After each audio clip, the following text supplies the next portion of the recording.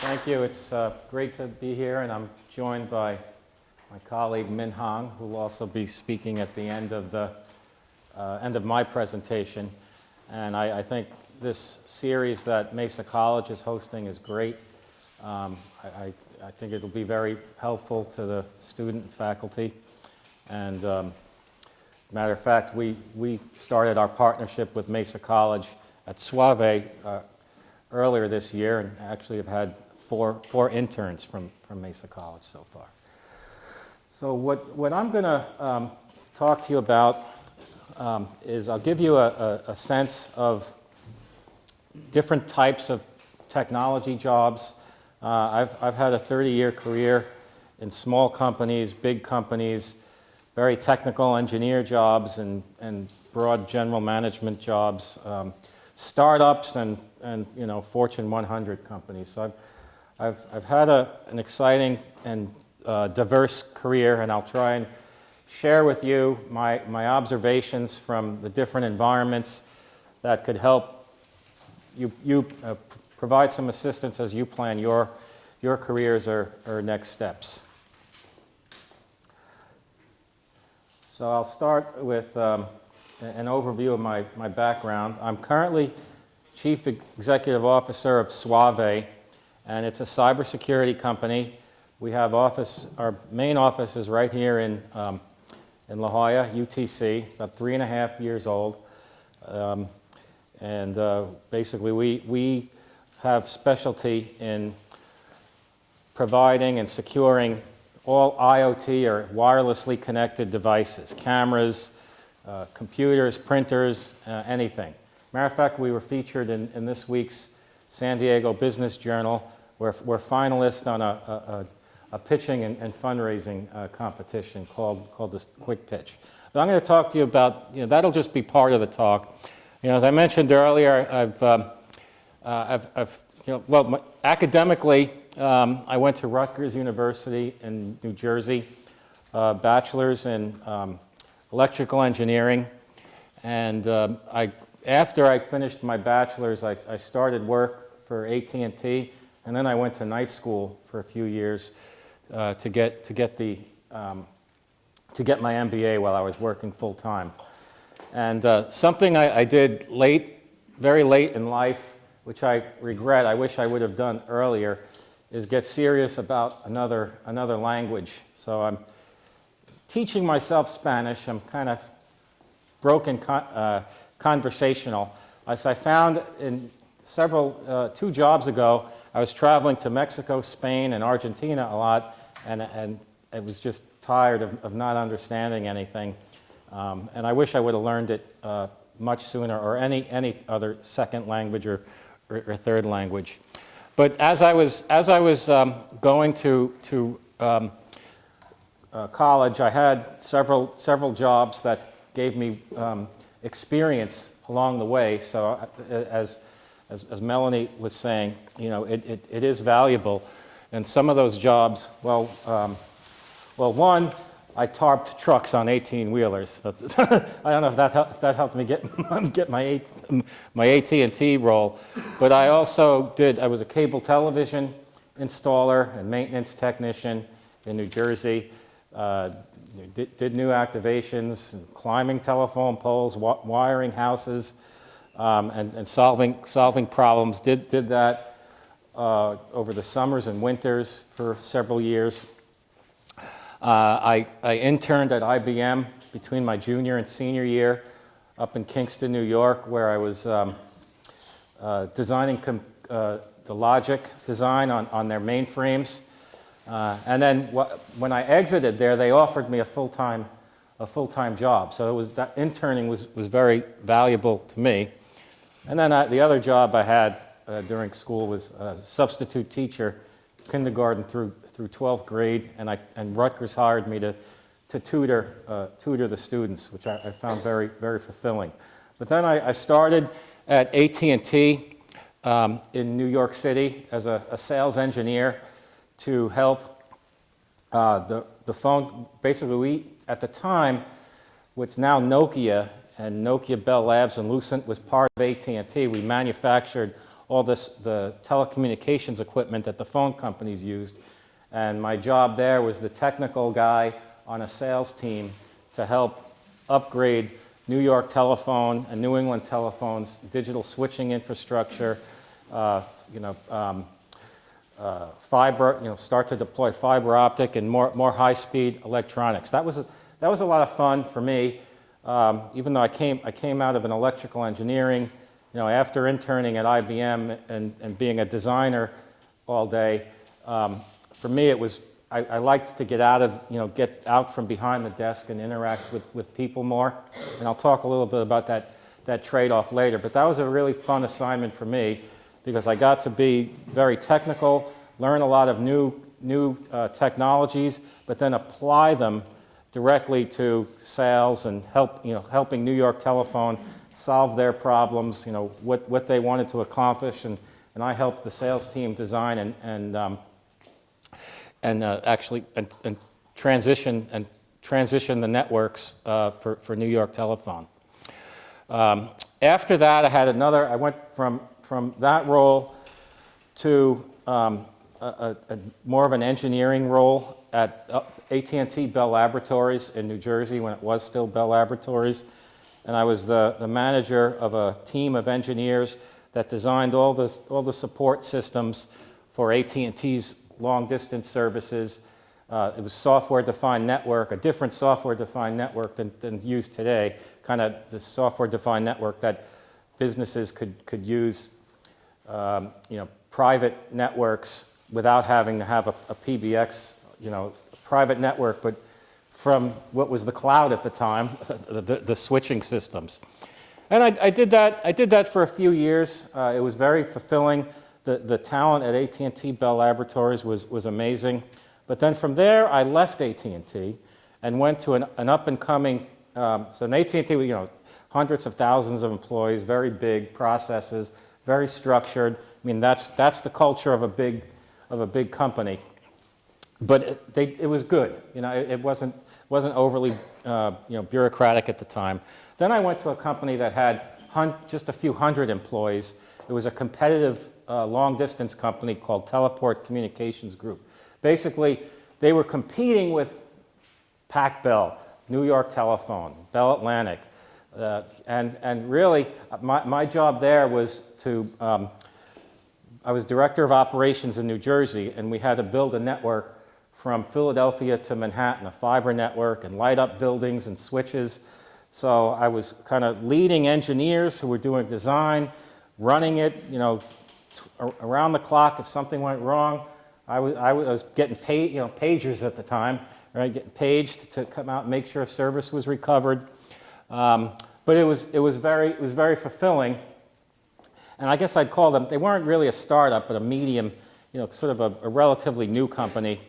And I was there for 5 years, and then we were eventually bought by AT&T. So then I was back at AT&T.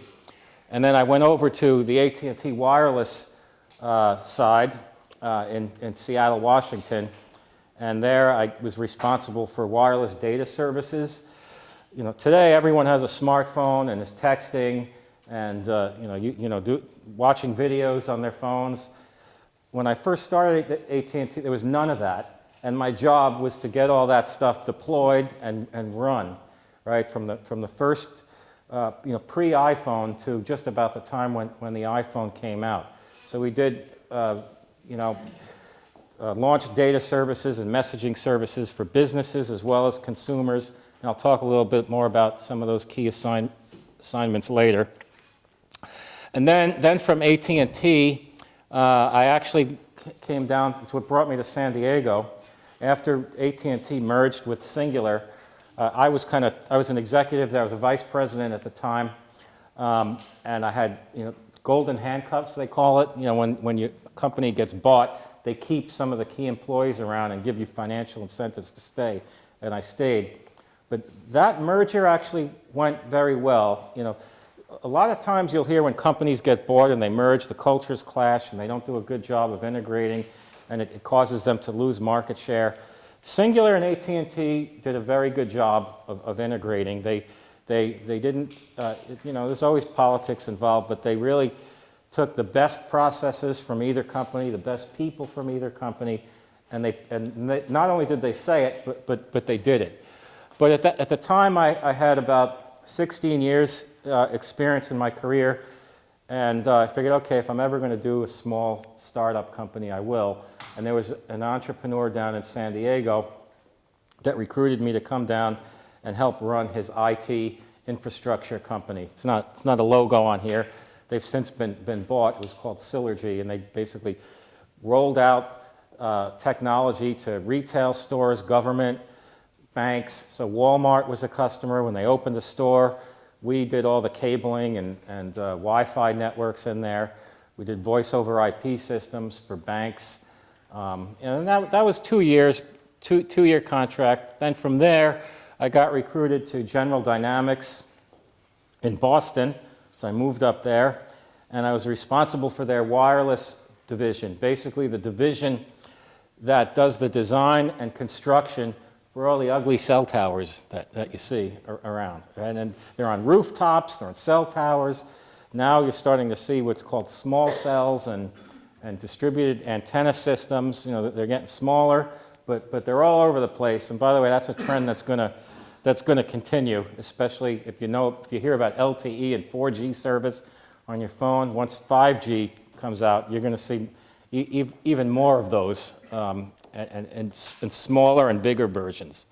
But that was my role at General Dynamics. And then from there, I went to a company called Engineering Associates, which was a subsidiary of Quanta Services. And Quanta Services was a big multi-billion-dollar public company, but they had just acquired Engineering Associates, and they did detailed fiber optic engineering for fiber to the home services, broadband, on behalf of, and wireless design, but on behalf of companies like AT&T and Frontier and Verizon, and even some state and local government.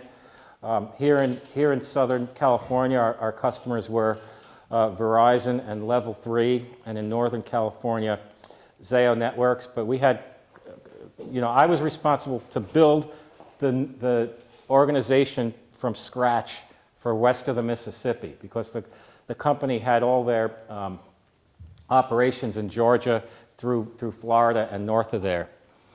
And that was a lot of fun, because I got to leverage the capabilities of an established telecom company, but build it out from scratch, right? And I had to do sales and design and recruiting, and so I brought on these new accounts through my relationships and hired a staff, and then we had offices in Hawaii, California, Seattle, Phoenix, Denver. And got to travel to a lot of fun places. Then from there, I decided to go to a startup. A friend of mine had launched a company called Spectrum Effect. He's the founder. He couldn't run it because he had golden handcuffs, as I was talking about earlier, at Nokia. So that was a company that did machine learning-based technology, and I assume some of you are programming and machine learning and Python and learning JavaScript and things like that. The company there, what we did was we helped mobile operators find sources of interference in the network that mess up the signal, make you drop calls, make you have low bandwidth when you're using data. And that was a machine. We went from stealth mode to operational services with 12 operators around the world in 3 years and got Gartner recognition. Then when my friend's golden handcuffs were cut, he came back, took over the company, and I transitioned over to Suavei, which does cybersecurity for internet, for wireless devices primarily. And I got to leverage the same customers. So in the last 4 or 5 years, I've been startup guy, right? So, and it's, I went from, Fortune 100 companies to medium companies, then to just startups that have, no customers. It's not. It was good for me because I got to leverage all the training and skills I've had in different different experiences. But one of the things about a startup is you have to wear a lot of hats. You're marketing one day, sales another day. Sometimes I'll sit down and get deep into a design, even though I'm the CEO. Whereas a big company like AT&T or General Dynamics or Bell Labs or you have your job, you have your function, the other department has theirs, and eventually as companies mature, they'll get more structured. But it's something to think about, as you decide if you want to go to a startup or a big company. There is that trade-off, where 2 or 3 people that started are wearing all these hats, and then basically what happens is you gravitate to what you're the best at, and you divvy it up, right? Okay, I'll do business planning and fundraising and business development as the CEO. I'll be the face of the company, where our CTO, right? He's running the whole product. He's doing all the development and coordinating with his team. But once you get it launched, right? Once you prove out you have an idea that people want, the market wants has a need for whether it's Uber or whether it's, in our case, protecting wireless devices from being hacked. Right? Today, half of businesses don't know what wireless devices they have connected to their networks or when those devices are hacked. An example is a casino high roller database was hacked through a internet-connected thermometer in the aquarium. I mean, those sorts of things happen all the time.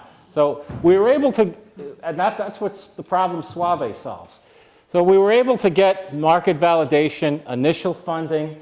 But we're still raising funding now, which is kind of why we're featured in the San Diego Business Journal with this fundraising event. But this is where I spend most of my time.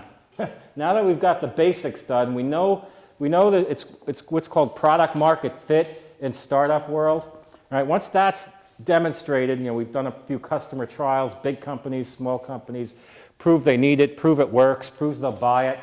Then you go on to fundraising, where you can get enough money to hire people and continue selling, and then take your company from what's called the seed stage, and then you mature it, you build out your team, and then you go into growth phase. So that's kind of life at a startup, and from a pay perspective at startups, it's usually less base salary, more equity. When you're starting, because the startup companies don't have cash reserves. They don't have as much capital, especially when they're raising it. So they typically pay people in equity compensation. Then, of course, as you get funding and you grow, that shifts. Whereas if you go to a big company, a Fortune 100, 500, you're going to get a traditional pay structure, a base salary, and maybe a bonus, but much less, if any, equity. So what are some of the projects, right? I kind of mentioned some of this, but one exciting project at AT&T Wireless was, when text messaging was just coming of age in the United States back in 2002 to 2004. We did the first live voting on the Super. Okay, let's do a live voting. Okay, what event? The Super Bowl. Okay. So I was responsible for making sure all those text votes were recorded and counted. And that was a lot of fun, working with all the different engineering and operations teams to make sure that everything was good around the Super Bowl venue, that there wasn't any network upgrades happening at the time. And that was our warm-up for American Idol. I was responsible for making sure all the text votes, the year Ruben Studdard won, right, with Clay Aiken, you guys remember that. We cut deals with Fox, with a recording company, and basically I had to make sure every vote was recorded and counted and properly, and I could sit there and watch the votes in the network. I could tell who was going to win that night, Another cool project at AT&T Wireless was UPS. They have 60,000, well, at the time they had 60,000 trucks, maybe more than that, but we equipped them with the wireless devices that they use when they come in and, okay, sign here and it gets recorded. Those were all our radios and custom devices getting integrated into business. And then, of course, we launched the first data phones before smartphones. It started with those old Nokia phones and then Motorola, and then we started getting into RIM Blackberries, right? And then everything up to and including the first iPhone. It was a lot of fun, that role. Then some of the jobs as a network executive. You know, I mentioned fiber to the node, fiber to the home, right? Gigabit services. Around here, not too many of the towns and cities have gigabit services, but it's eventually coming. But my job there was to deploy fiber networks and provide gigabit services in various communities, such as Hawaii. My company at Engineering Associates, we did all the engineering and construction for 60% of Hawaii with fiber to the home, and now they have gigabit and broadband services in their home. CenturyLink was a big customer. Verizon Fios hired us to do their designs. And the other key initiative was building fiber to all the wireless cell sites. If you're going to get 100 megabit services on your phone over the air, and which spectrum, the wireless spectrum is sort of the conduit for that data, but then it goes back to the signal goes back to the cell site, but then to get to the internet, it needs to go over fiber. The copper lines aren't enough capacity for all these high-speed devices that are out there. So that's another program that was a big part of what we did at Engineering Associates for 5 years. And then at Spectrum Effect, the company that used machine learning to help detect and locate interference sources, we worked globally with mobile operators in pretty much every continent. And that was very exciting because all the wireless carriers, I mean, I'm sure you all get angry when your phone drops or when you have a horrible data connection, right? And all the wireless companies are looking for ways to improve that, and our company provided a solution for that using an innovative machine learning technique. Then software. So I mentioned how machine learning was used at Spectrum Effect, and we had Python engineers, Java, JavaScript, and those skill sets are, from my eyes, in high demand. If you learn those skills, it'll be pretty easy to find a good paying job. We did what was called anomaly detection, looking for irregularities in the switch data and then triangulate it to find the source. And it's similar at our current company, Cybersecurity company. We use AI, artificial intelligence, and machine learning in a different way to help manage the cyber on all the wireless connected devices. We use to kind of learn image recognition technology that sort of connected cars use to kind of figure out when all these new devices are deployed. Many of them, they're just getting connected to the internet for the first time. There's no record of what they are. So our machine learning helps figure out what they are and what to look for in terms of a cybersecurity risk. And there's a lot happening these days with cloud services and machine learning and AI.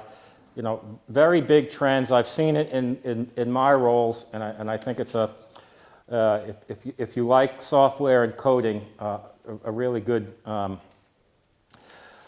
pathway with a strong future. So I kind of been talking about different roles, and what's been common in most of my roles is they've had a combination of technology and people, business interaction. Except for when I was at IBM, designing chips all day. Pretty much, and even Bell Laboratories, maybe was a little bit like that, although I was the manager working cross-functionally. But you want to figure out if, do you want a technical role? Do you want a more of a outward-facing role, working with other departments or companies? So these are a couple of things to consider, right? One, are you good at math? So you have the aptitude for it. Can you learn it if you're not good at it? And do you like technology?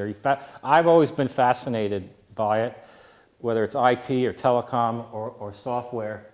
Do you want to be an individual contributor or a manager? A lot of times, what I've seen in industry, and you probably hear this, is when an engineer is really good and they get promoted to manager, right? They're not a good manager. They're good at being engineers, right? So there's a technical career path, right? Bell Laboratories, associate, member of technical staff, distinguished member of technical staff, fellow. There's a career path to keep developing, and there's nothing wrong with it. It's good. It's needed, right? So not everyone has to go from expert technical person to manager, and in some ways it's a mismatch and a disservice to both the person and the company. Other thing to consider: do you want to travel? Right? Do you want to be working out of the same building all the time or traveling? Most technical jobs where you're a designer, is less travel usually, unless you're the hired gun, or the expert that has to go on site and fix a problem. From more of the outward-facing assignments, do you like to do different things, or do you want to have your own area? For me, I like doing different things. I like being in sales and operate. I like to be able to be responsible for implementing a service, selling it, and then making sure that the customer has a quality experience. Not only just sell them and leave, but sell them and make sure it works and that they're happy.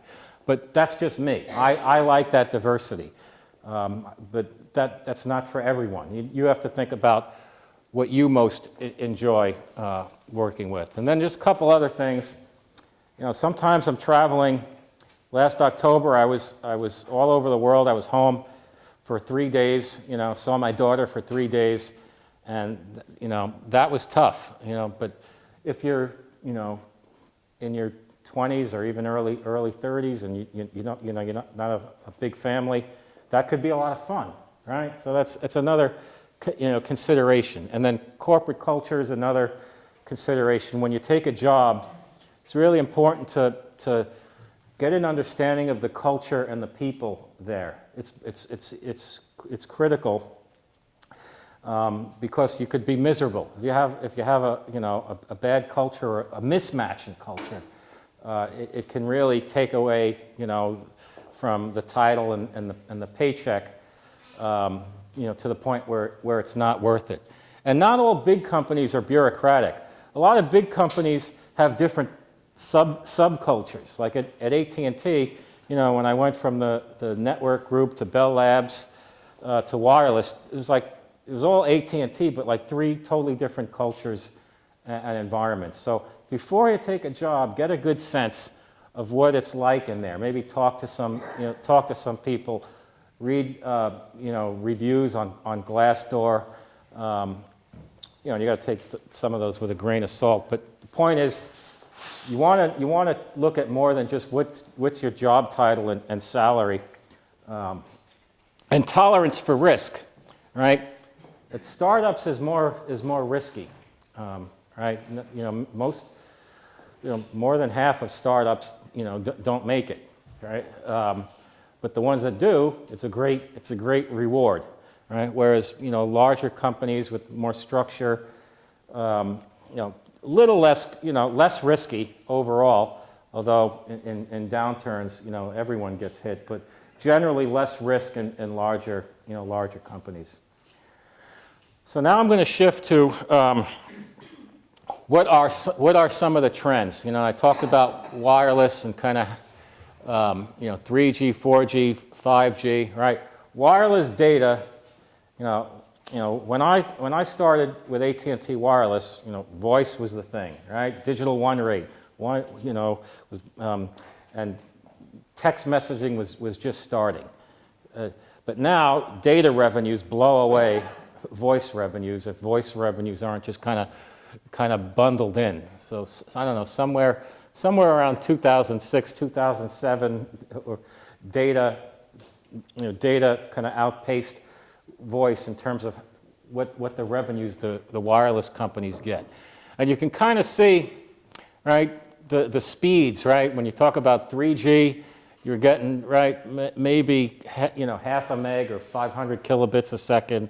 Then with 4G, this is kind of the early stages of 4G, 15 meg on your, now you can get, maybe 50 to 75 meg, do some video streaming.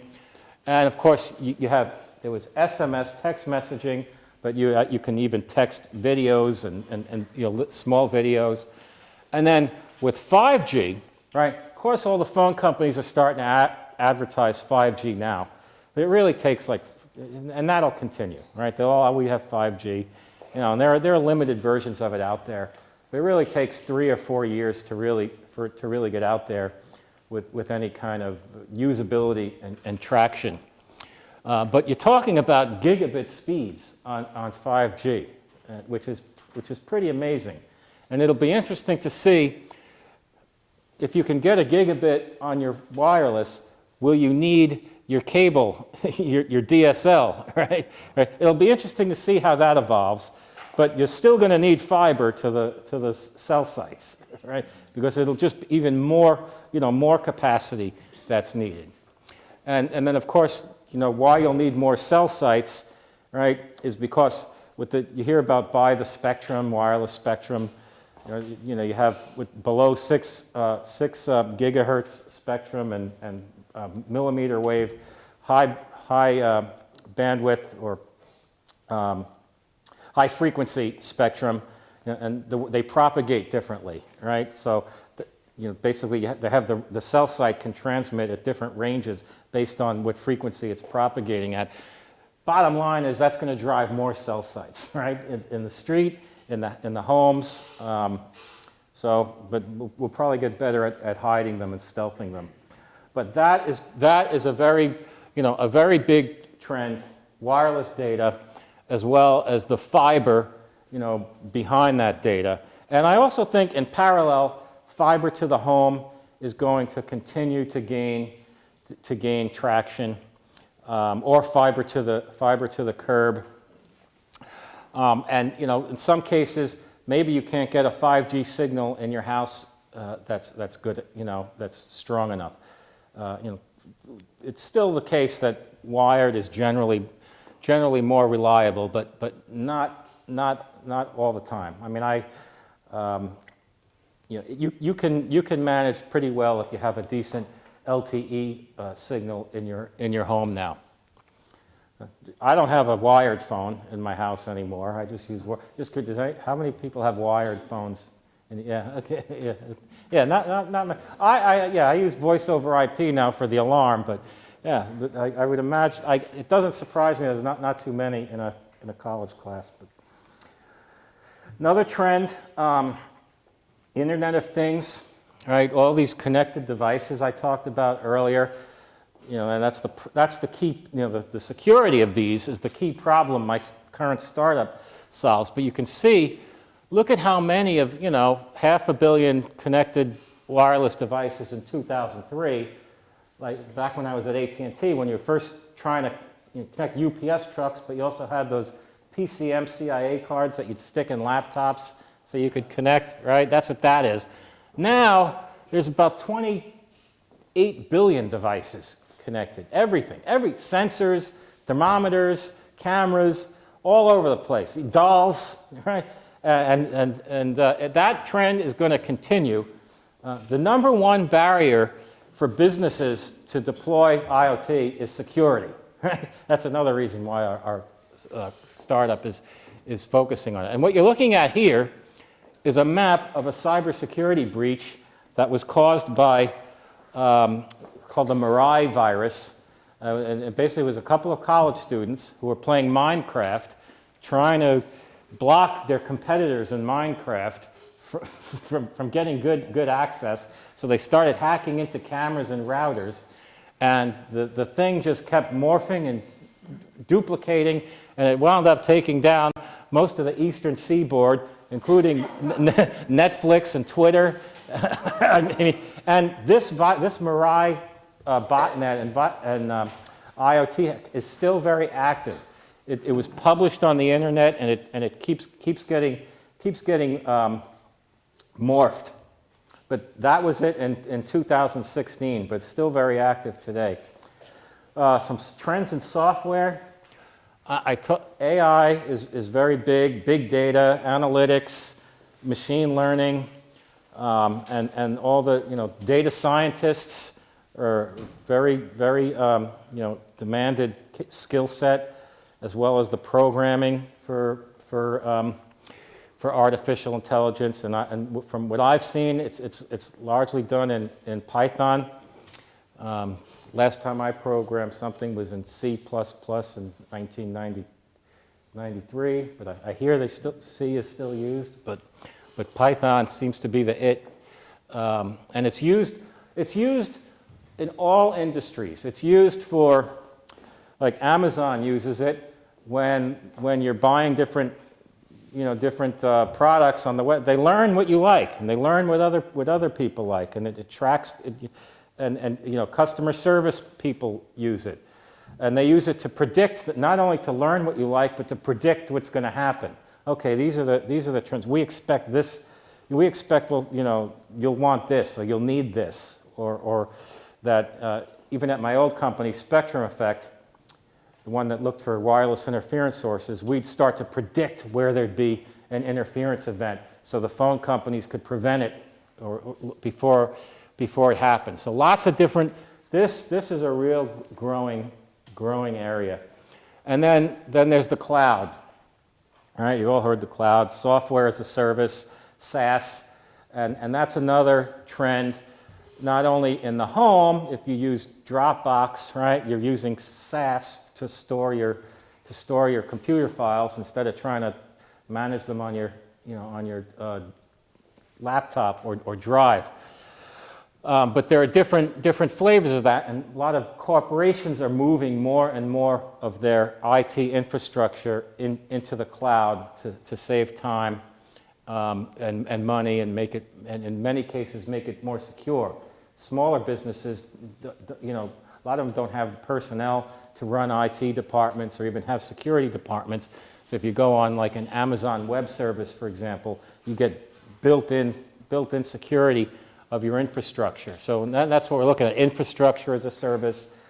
So that's for companies that they don't want to build a data center, they don't want to have air conditioners, right? And all the things, power and power backup for computer servers. They don't want to buy that, but they want to run all the software, right? That's on it. That's infrastructure as a service. And then platform as a service is okay. I want to. And you're looking at the three big ones there: Amazon Web Service, Microsoft Azure, and Google. That's where I want to install sort of virtual machines. Like it's a computer server, but it's all based on software. It's a software server, but it functions just the same as a server. And then you've got the actual services that you can use. If you only want to deal with that, you just want to order like Gmail or other. Another big business one is Salesforce.com, where you're using that software as a service for all your sales, sales management and customer management. But that's another growing trend. You're not seeing many companies now building out, especially smaller ones, building out their own, data centers and computer networks. Okay, so I want to give Min some time here.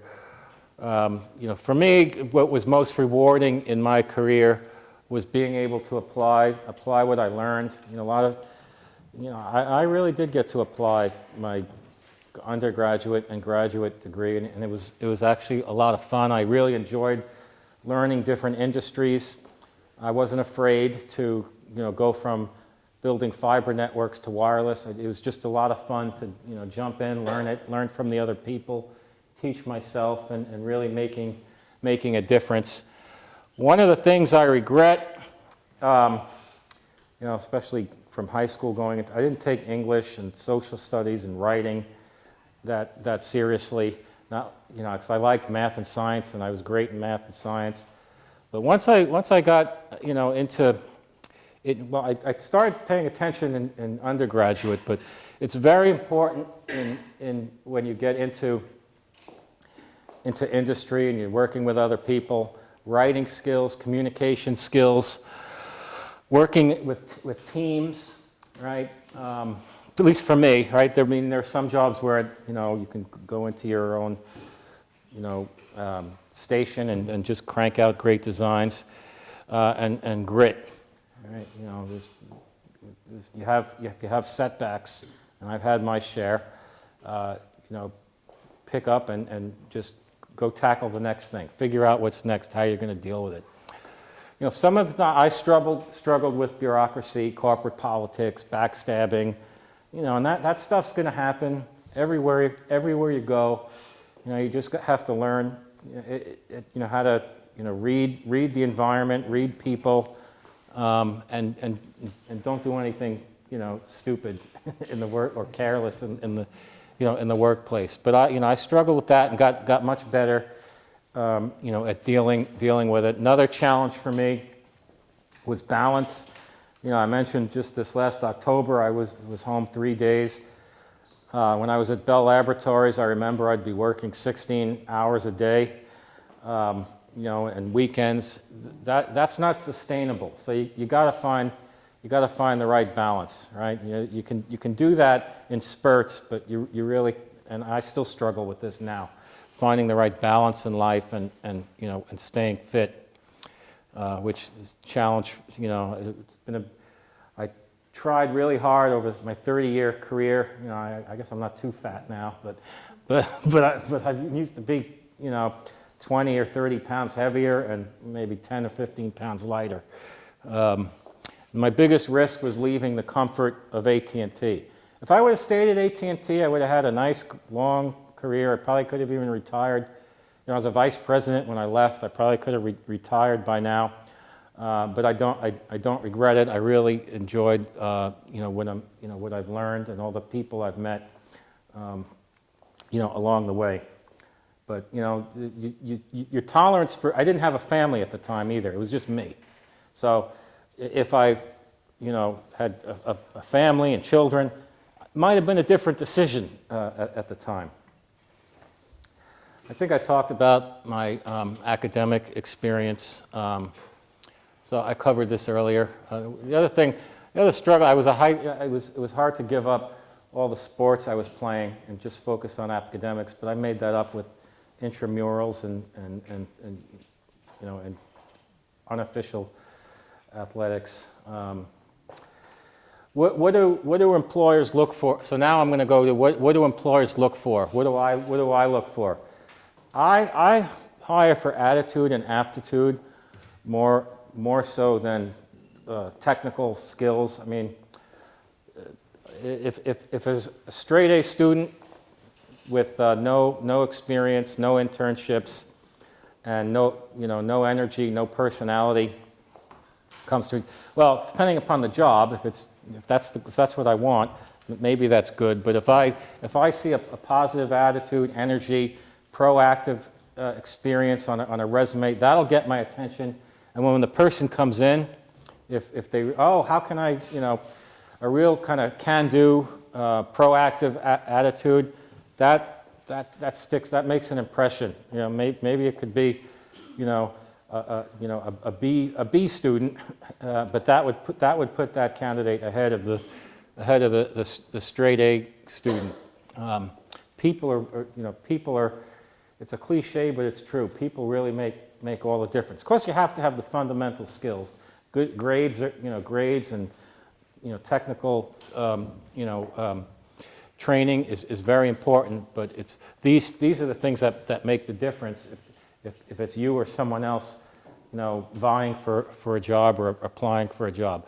What are some groups? For me in college, working with my peers, right?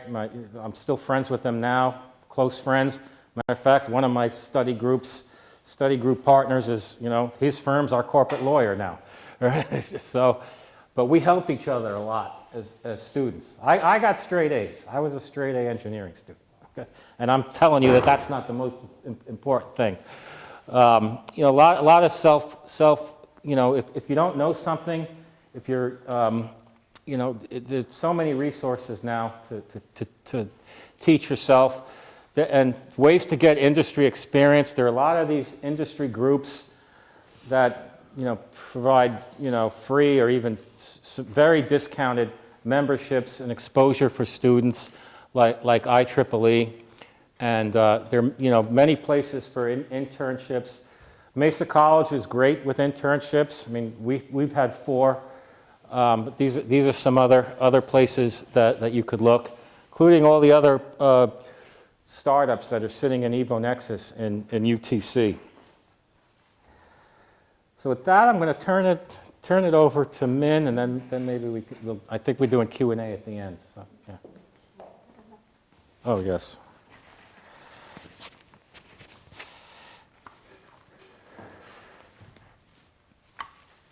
I will go malfunction here. Okay. Thank you. All right, I think I might just hold this.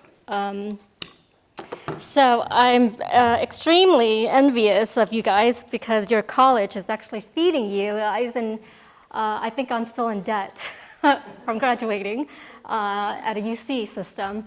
And they brought you Frank. I don't know if you pretty much got everything that he said, but you guys are not carrying around a pocket full of change, running to the phone booth, getting rides and stuff because of this man, okay? Like he said, he jump-started text messaging in the US. You guys have your internet and connection because he's doing all the wire lines and stuff like that that's connecting the internet to your home. And there's no disruption because of his last startup. So he's the behind the scenes guy, whereas I'm actually more of a forefront. So how many of you guys want to be a millionaire? Raise your hand. Just 1, 2, 3? Okay. If you want to be a millionaire, you can stay. If not, you can go ahead and leave. So how many of you guys want to be a millionaire? Okay. I'm going to tell you that I retired at 39, 7 figures in the bank, and I didn't go to a fancy college. I didn't go to Harvard like a lot of my colleagues did. And I remember thinking, one of the company I worked for, InfoSeek, before it was acquired by Disney, walking in and they had like a bunch of people from Harvard and all these Ivy Leagues come, and I have to say it was very intimidating because every time you talk to someone, you say, oh, it's just so cold out there, and they're like, well, it's snowing in Harvard. I'm hungry. Well, at Harvard, we had all these choices to eat. So they'll tell you 7 ways in like 15 minutes that they went to Harvard. So it's very intimidating if you didn't go to an Ivy League school, but you don't have to. Right? All you need is really the ability to just persevere and just to work hard and to network. I'm a true believer that it's not always what you know, but who you know. So I've been pretty lucky, I guess, because of the connections I've made. And I'm not afraid to always offer help because I'm Buddhist, so I believe that karma will come back to you if you help someone without, just being altruistic and not caring if there's anything in it for you, it will come back to you. So I was in San Francisco Tuesday. We had a huge pitch, just hundreds of people, dozens of startups in a competition. And when I first came up, there were some people were just rude to this guy. He was Russian. He had an accent. He looked like a homeless person. And they were just telling him, hey, there's no internet here. Hey, where's the water? Hey. And I was like, hey, do you need any help? I don't mind helping you. Let me help you set up and everything. Because I helped him, I later found out he ran the whole show. It was his company. He looked like a homeless person because he was so stressed getting everybody connected because the internet was down. And I won the competition because of him. Now we get to go sailing 7 days around Necker Island, which is Richard Branson's island, and have dinner, the award dinner in his house. So those are, the type of payoffs that you get when you work hard. And it's all about treating people right, being a team player, and just network. So my first job out of IBM, out of college was IBM, and I knew someone who was just straight A, just really smart. He's probably one of the smartest person I know in my life, except this guy. And he of course, landed a job at IBM. He pretty much, in his mid-20s, merged FedEx and Kinko's together. They used to be two separate companies. But now they're called FedEx Kinko's or something like that. So I asked him, hey, would you mind getting me some contact lists so I can get into IBM? And he's like, I'm not supposed to do that. I was like, please, I won't even say it's you. Just give me some random manager's name. So he said, fine. So he gave me a list. I just cold called, I was like, hi, my name is Min. I would love to intern for you. I'll do it for free. I'll photocopy, I'll push brute, I don't care. And after maybe a dozen calls, one of the managers said, hey, I like that, come on in. I got hired, and the rest is history, right? And then my career just kind of climbed up. So Frank said, don't be afraid to take chances, because that separates someone who can sit there with,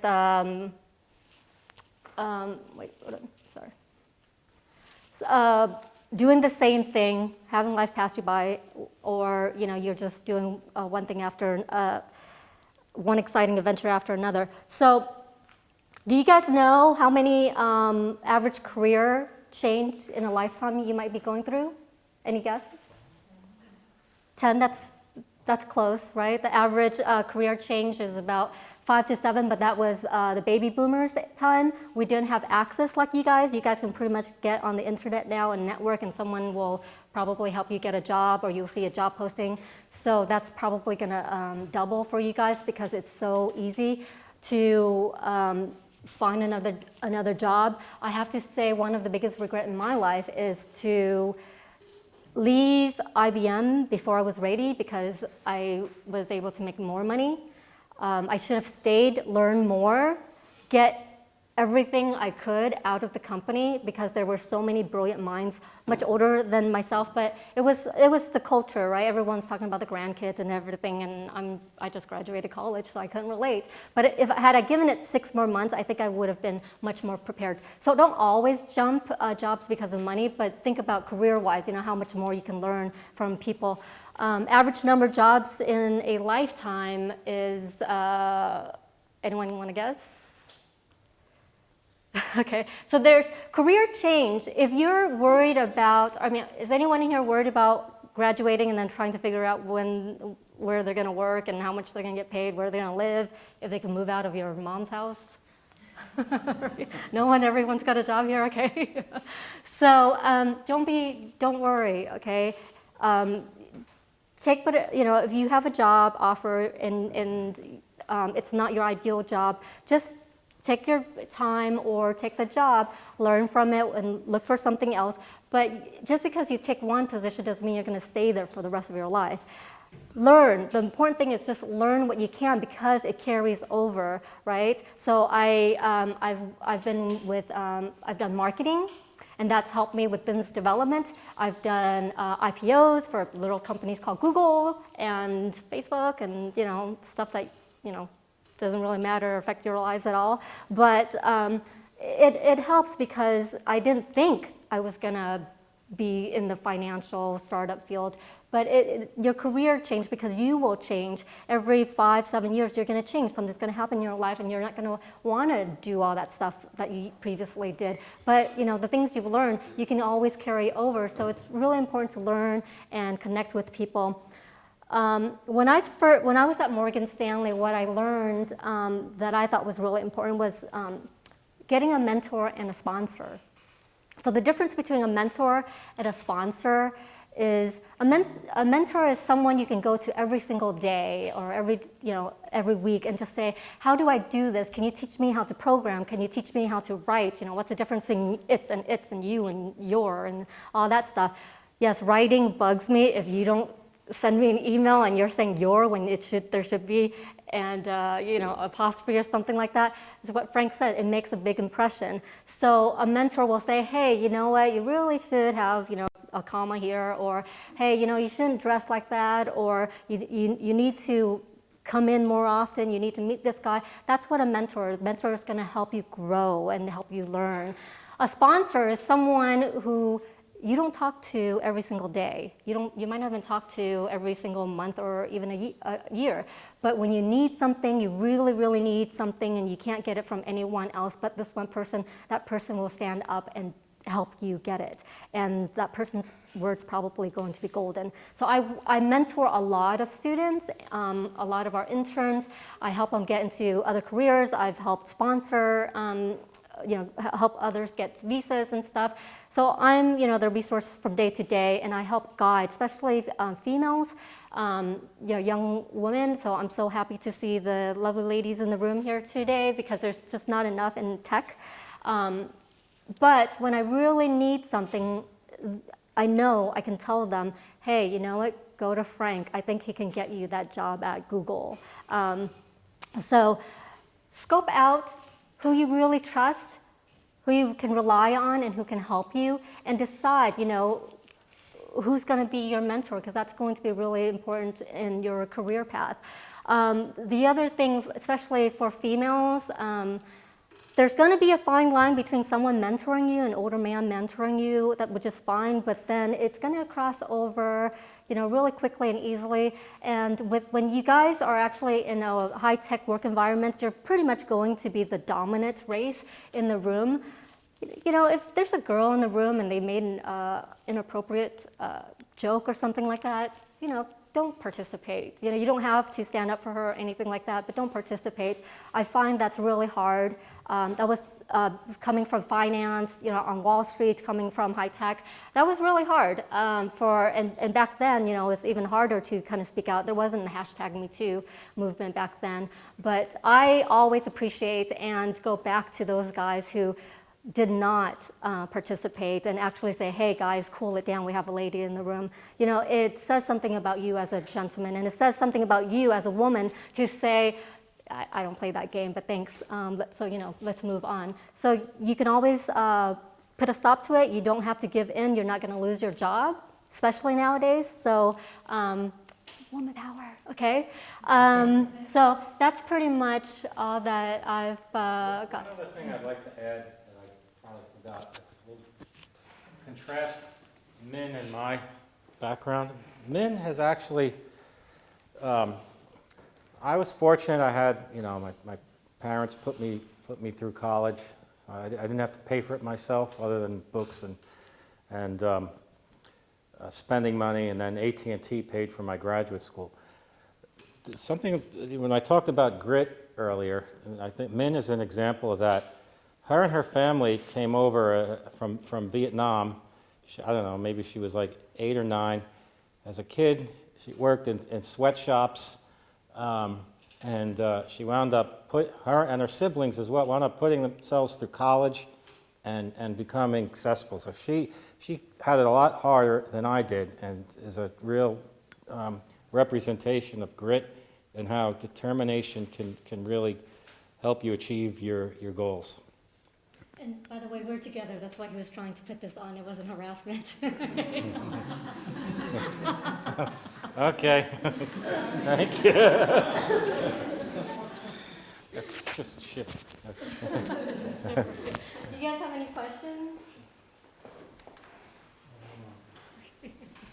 Yes. You heard of Alias Robotics? Alias Robotics. Astarna? They have an IoT discovery tool called Astarna. Astarna? Yeah. Yeah, I don't know them offhand. Oh, okay. Yeah. But I mean, They local? no, well, Alias Robotics is the company, but it's an IoT discovery tool. Mm-hmm. Originally used to assess robot security, in cars and in industrial machines and stuff. I remember reading about that area. That might have been the company, yeah. Yeah, do you guys have like tools that you guys use for IoT discovery? And Well, our tool at Suavei will, if a business is using it, or even a mobile operator, Mhm. it does three things. It helps you find out everything that's connected. It'll tell you all the devices that are connected to your network. Yeah, that's what I was talking about. It'll probe them for risks. Oh, they're using a default login, or is the software so old it can easily be hacked? And then it gives you a mechanism to clear the risks and the threats. So that's what our tool, that's what So our, you have it does a it in-house for, developed. yeah, across all connected devices, whether they're connected over Wi-Fi or mobile networks and all different industries. Although we're seeing the most demand in connected medical devices and financial industry. We're actually going to be trialing our product with San Diego-based company ResMed, which has 9 million connected medical devices, the largest in the world. But that's what we do. But I've heard of I know there are a lot of companies that focus on different verticals or segments. And I remember reading about the robotics. I forgot to say one thing. If you guys are looking to work for a startup, just know that not all startups are equal. You're not going to land a startup and then retire at 25, because not all startups will be successful, right? Frank has a track record. The last startup he did, in less than 3 years, he took it from just a concept, put together a business plan, got the product built in Mexico, and got global carriers to be his clients, and got Gartner recognition. In less than 3 years, it was about $500 million valuation. So he's had a track record of doing this over and over again. So when you're looking for a startup, because you want to be in Silicon Valley, that's all the kids who graduate from Stanford and UC Berkeley and stuff. Not to say, we had a kid from UC Berkeley.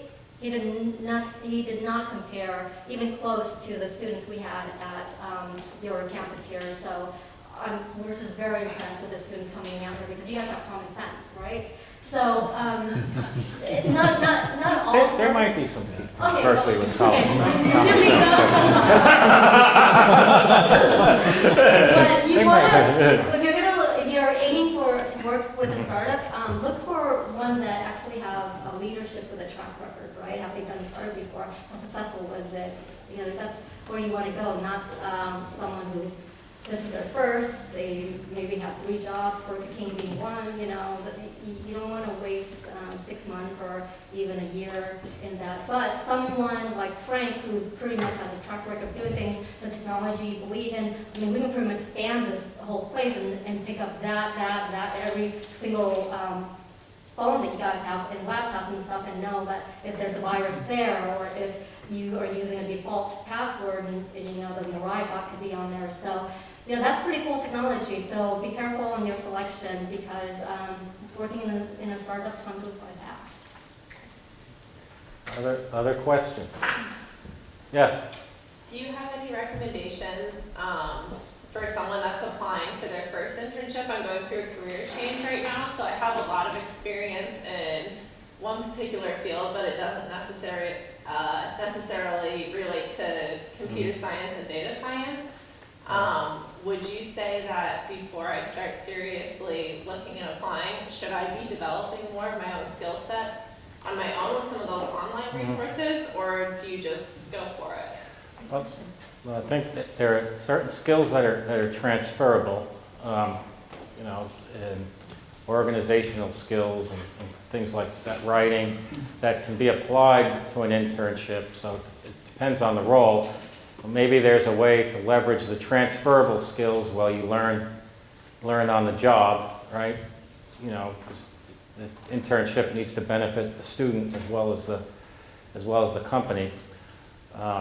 So that's one option. The other option is just what you said. Maybe, take a few courses. Like we hired an intern, he's getting his master's in cybersecurity, but he only finished his first course, basic fun.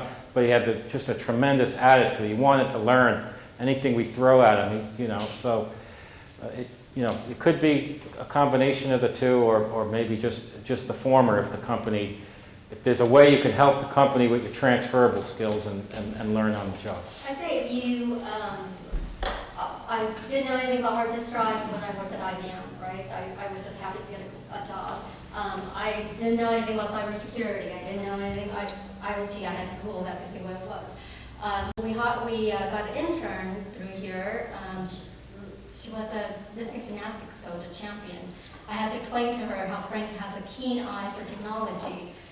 Sent her on a trade show. After we trained her, she called me and goes, "What does Frank's keen eye," she's from Spain. She's like, "What does he have a keen eye for?" And I said, "Technology." And she's like, "Well, I have a keen eye for CEO." What she did was she went to a trade show full of geeks and nerds and all that stuff. She popped herself in front of the bar, watched sports with a beer. All the CEOs headed her way, okay? So we ended up with some pretty cool accounts. So you can do anything, you can learn anything, you just have to want to. So if you're interested, come see us. Any other? Yes. Actually, so I was kind of interested, she said you developed your last product. You had some product development done in Mexico, so were they building the devices there, or? So the last is there a company, lot of yeah. We had offices in Seattle and Monterrey, Mexico. Monterrey, Mexico is kind of like the Silicon Valley of Mexico. So, and we did a lot of recruiting at a University de Monterrey. And, we got some very good engineers, software engineers there. And the other thing about that university is they require their students to have English proficiency when they graduate. And not all of them are understandable. And actually, working down there and seeing all these bilingual students, it was another inspiration for me to go and learn Spanish. But that's what they were. They were software engineers at the University of Monterrey. Yes. You mentioned something about the 5G. Yeah. I heard that it's bad for you because of the frequency. Anything about that, like for the human body? Does wireless radiation or wireless cause cancer and that? Yeah. I can, I'm not an expert on that. I know from working in the wireless industry, there are a lot of studies that say it doesn't. But at the same point, I wouldn't want to live next to a big cell site or power plant either. But, I think it's very highly regulated, in terms of how it's zoned. And I don't think 5G actually propagates in general less than what's out there now. So you actually see the signals aren't that strong, as strong as the existing ones, but you'll see more of the sites around. So. Yes. Oh, yes. Sorry. At what point did you realize you had an idea that was worth building upon, like first Suavei? Yeah. Actually, so I wasn't the original technical founder, but I have the answer to that question. Our CTO, who was the technical founder, he was working at competitors. He was working at companies called Tenable and Qualys. They're the market leaders for vulnerability management. And their products are designed to do the same function, but for devices that have Ethernet connections, right? And 100 megabit, not wireless. And he was, he was had the accounts, and he was trying to implement wireless IoT device monitoring at those companies who own the markets right now, a large part of it, and it was failing. It was horrible. It just wasn't working, and they had no plans to improve their product. So he went and left and focused on this idea and built it up. And, you know, he brought me in to kind of scale the company, get it funded, and, you know, launch it globally. But that's where it came from. Can I start with one last advice? Yeah, go ahead. So when I was graduating college, I read a Harvard study. Now that I passed, I'm going to use the data, right? That said, so this one guy took all the graduating class, and he asked them, what's your goals, dreams, aspirations, and things. And then he visited them back decades later, and they found that those who actually wrote down exactly what they wanted, and, you know, when, and, like, you know, and I actually did that. I wrote down, you know, by year 24, I want, you know, 25, I want this, you know, I want 30,000 or 60,000. This is a long time ago. So a year. And then I put it away once in a while with plans, and then I actually forgot about it. And one time when I was at Morgan Stanley, in my second year there, I think I was managing $50 million.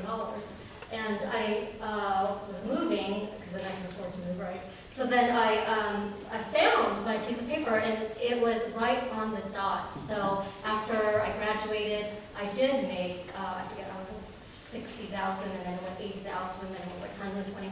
So I had it all sketched out. So if you have a passion and vision, and part of the reason I asked you guys to raise your hand if you wanted to be a millionaire, or, you know, you didn't have to, but don't be afraid to own it, you know. It's not, I wanted that to get $1 million because I literally think I want to give it away, you know, so to help people, you know, that's why I invest in companies now, and I invest in people because I want to help, and we help startups because we want to help realize other people's dreams and truths. So don't be afraid to own up to your dreams and ambitions and goals, so because then other people will know it, so then you can get help and surround yourself by positive people and people who want to mentor and help you and shape you. So